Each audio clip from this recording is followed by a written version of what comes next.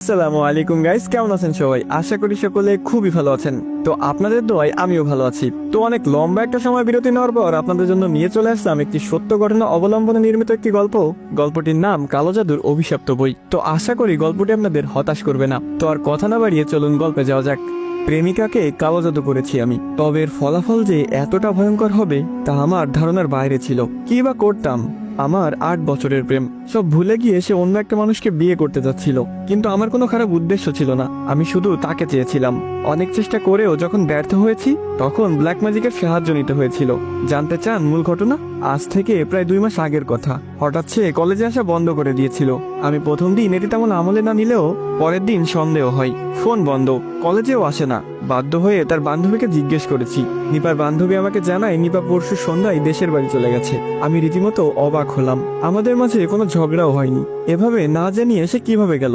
আবার ভাবলাম হয়তো ফ্যামিলিগত কোনো সমস্যা হয়েছে, কিন্তু একটা কল তো করতে পারতো। নিজেকে শান্ত অশান্ত করার মাঝে সিদ্ধান্ত নিয়েছি ওদের বাড়ি যাব।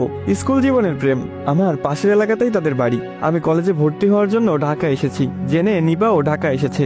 সব তো ঠিকঠাক ছিল, তবে নিপা এমন করার কারণ কি জানতে আমি সেদিন রাতে গ্রামে রওনা করি। হঠাৎ বাড়িতে আসায় আম্মা আব্বাও অবাক হয়। আমি কাউকে কিছু না বলে সকাল সকাল নিপাদের বাড়ির দিকে রওনা করেছি। নিজের এলাকা পেরিয়ে তাদের এলাকাতে যাই আর দেখতে পাই একটা বিয়ের গেট। আমার স্থানে যে কোনো ছেলে থাকলে এই অনুভূতিটা উপলব্ধি করতে পারতো। কতটা যন্ত্রণা দিতে তা একটা ছেলের চেয়ে বেশি আর কেউ জানবে না। নিপার কোনো ভাই বোন নেই। এই বাড়িতে যদি কারো বিয়ে হয় তবে তা নিপার। আমি হতবাক হয়ে বাড়ির দিকে প্রবেশ করতে যাচ্ছিলাম, কিন্তু নিপার সাথে দেখা হয়ে গেল উঠানে। নিপা আমার হাতটা টেনে নিয়ে আসে বাড়ির বাইরে। আমি শুধু তাকে দেখছিলাম, আমাকে কিছু বলতেও দেয়নি। বাড়ির বাইরে এনে নিপা আমাকে মিষ্টি স্বরে বলতে থাকে, শুনো রাফি, আমি তোমাকে না বলে চলে এসেছিলাম যাতে তুমি কোনো সমস্যা না করো। আমাদের মধ্যে যা ছিল সব ভুলে যাও। আজ আমার গায়ে হলুদ, তুমি আমার চেয়ে ভালো মেয়ে পাবে। দয়া করে কোনো ঝামেলা করিও না, চলে যাও। আমি বললাম, এসব তুমি কি বলছো নিপা? তোমার মাথা ঠিক আছে? 8 বছর ধরে ভালোবাসি তোমাকে, হুট করে তুমি বলছো সব ভুলে যাব, তাও এত সহজে? নিপা বলল, রাখো এসব ভালোবাসা, তুমিই বলো কি আছে তোমার? এখনো অনার্স ফাইনাল দাওনি। কবে তুমি চাকরি ধরবে আর কবে আমাকে বিয়ে করবে? আমি হয়ে যাচ্ছি বুড়ি। আব্বু ছেলে দেখেছে, ছেলের বিদেশে বিজনেস আছে, বিয়ের পর আমাকেও নিয়ে যাবে। প্লিজ দয়া করে আমার কেরিয়ার খারাপ করিও না। এমন ছেলে আমি কোনোদিন পাবো না। নিপা, তুমি সত্যিই ঠিক আছো? আর আমি কি স্বপ্ন দেখতেছি? এসব তুমি নিজের মুখে বলতেছো কিভাবে নিপা? হ্যাঁ, সেদিন আমি যেমন অবাক হয়েছি তেমন কেঁদেছি। নিপার পা ধরে অনুরোধ করেছি। নিপা আমাকে পাত্তাও দেয়নি। আমি বারবার নিপাকে বোঝাতে চেয়েছি, কিন্তু নিপা আমাকে তার ক্যারিয়ারের গল্প শুনিয়ে যাচ্ছিল। শেষে এসে রাগ দেখিয়ে আমার বুকে লাথি মারে, শুরু করে আমার উপর চিৎকার চেঁচামেচি। নিপার চিৎকারে ওর বাবা, চাচাতো ভাইয়েরা সবাই দৌড়ে আসে। আমায় প্রচুর মারধর করে, কারো লাথি কারো ঘুষি। নাক মুখ ফেটে রক্তাক্ত হই। ক্ষত শরীর নিয়ে ফিরতে হয়েছে বাড়িতে। যদিও দেহের ক্ষতটার চেয়ে আমার অন্তরের ক্ষতটা বেশি যন্ত্রণা দিয়েছিল। আমি প্রায় পাগল হয়ে যাচ্ছিলাম। মানুষ কিভাবে মুহূর্তে তার রূপ বদলাতে পারে। গত 8 বছর মনে হয়েছিল এই মেয়ে সবার চেয়ে আলাদা, ওর মতো কেউ হয় না। সবাই ছেড়ে চলে যায়, কিন্তু নিপা যাবে না।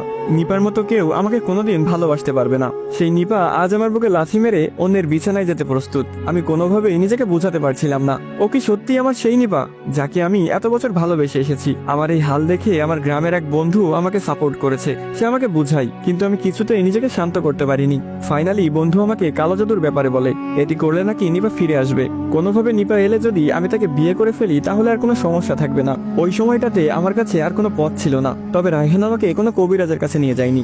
আমার বন্ধু নিজেই কালো জাদু নিয়ে কাজ করত। দুপুরেই আমাকে সে তার বাড়ি নিয়ে যায়। ওর রুমে কিছু না থাকলেও খাটের নিচ থেকে একটা বক্স বের করে। সে বক্সে রয়েছে অসংখ্য কালো জাদুর জিনিসপত্র। রায়হান বক্স থেকে জিনিসপত্র নামিয়ে দরজা জানলা বন্ধ করে দেয়। যদিও আমি নিজের ইচ্ছাতেই এসেছি, কিন্তু ভয় করছিল আমার। রাগ বা ভালোবাসা অর্জনের ইচ্ছা আছে, তবে ভয়টা এখানে আসার পরে করছে। এখন অন্য কোনো পথও নেই। নিপাকে ছাড়া আমি একদিনও ভাবতে পারবো না।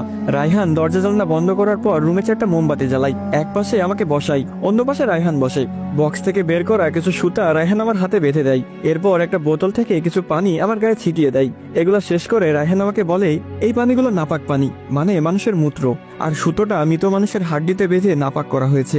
এখন আমরা যে জিনকে ডাকবো সেই জিন নাপাক স্থান পছন্দ করে আর নাপাক মানুষকে সাহায্য করে। আমি এখন মন্ত্র উচ্চারণ করব, আমার সাথে তুইও সেই মন্ত্র উচ্চারণ করবি। যখন মোমবাতি নিভে যাবে তখন তুই আমার কাছে সাহায্য চাইবি। শুধুমাত্র একটা ইচ্ছা পূরণ করবে সে।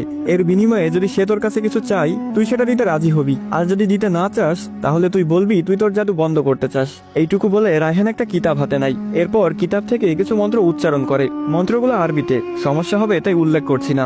সে একটা শব্দ বলে, সাথে সাথে আমিও সে শব্দ উচ্চারণ করি। এভাবে কিছু সময় পার করার পর আমার চোখের সামনেই মোমবাতি নিভে যায়। দরজা জ্বালানো বন্ধ থাকলেও বাহিরের আলো মোটামুটি রুমে ছিল। সেই আলোতে আমি রায়হানকে দেখতে পাচ্ছিলাম। রায়হান আমার দিকে তাকিয়ে গম্ভীর স্বরে বলে, বল তোর কোন ইচ্ছা পূরণ করব। আমার কাছে এই ব্যাপারটা হাস্যকর মনে হলো। কোনোভাবে এসব ভুয়া না তো? রায়হান কি আমাকে বোকা বানাচ্ছে, সান্ত্বনা দেওয়ার জন্য এসব করছে? কিন্তু তবুও আমার ইচ্ছার কথা বলি, ভুয়া হোক বা সঠিক, করতে যেহেতু এসেছি করেই ফেলি। আমি ভীত স্বরে রায়হানকে বললাম, আমার প্রেমিকা নিপার বিয়ে হয়ে যাচ্ছে। আমি চাই সে আমাকে বিয়ে করুক, আমার জন্য পাগল হয়ে যাক, আমার কাছে ছুটে আসুক। আমার আবদার শুনে রায়হান গম্ভীর স্বরে বলে, ঠিক আছে, কিন্তু এর বিনিময়ে আমাকে কারো জীবন দিতে হবে। কাকে হত্যা করে তুই তোর প্রেমিকাকে চাস? সত্যি বলতে তখন আমার কাছে এটা মিথ্যা মনে হচ্ছিল, কিন্তু পরিস্থিতি অনুযায়ী আমিও বললাম, ওর চাচাতো ভাইয়ের জীবন নিয়ে নিপাকে আমার কাছে ফিরিয়ে দিন।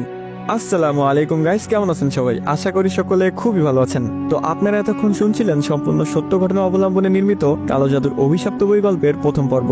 যারা 2 নম্বর পর্ব দেখতে চান তারা চাইলে আমার ইউটিউবে গিয়ে দেখে আসতে পারেন। সেখানে পর্ব 1 এবং পর্ব 2 একসাথে আপলোড করা হয়েছে। তো আমার ইউটিউব চ্যানেলের লিংক আমার টিকটক আইডির বায়োতে দেওয়া আছে, তো আপনারা চাইলেই সেখান থেকে গিয়ে দেখে আসতে পারেন। তো পর্বটি কেমন লাগলো সেটি অবশ্যই কমেন্ট করে জানাবেন, এবং পরবর্তী পর্ব পেতে হলে বেশি বেশি করে লাইক এবং কমেন্ট করতে হবে, কারণ আপনাদের প্রতিটি লাইক এবং কমেন্ট আমাকে পরবর্তী ভিডিও বানাতে উৎসাহিত করে। তো ভালোবাসার মানুষেরা, আপনারা চাইলেই কিন্তু গল্পটি শেয়ার করে আপনার কিছু প্রিয় মানুষকে গল্পটি শোনার সুযোগ করে দিতে পারেন। আর যারা ইউটিউব থেকে দেখছেন তারা অবশ্যই চ্যানেলটি সাবস্ক্রাইব করে দিবেন। আর যারা টিকটক থেকে দেখছেন তারা একটু বেশি বেশি করে কপি করে দিবেন। তো আজকের মতো এই পর্যন্তই, দেখা হচ্ছে পরবর্তী পর্বে। ভালো থাকবেন, সুস্থ থাকবেন, আল্লাহ হাফিজ গাইজ।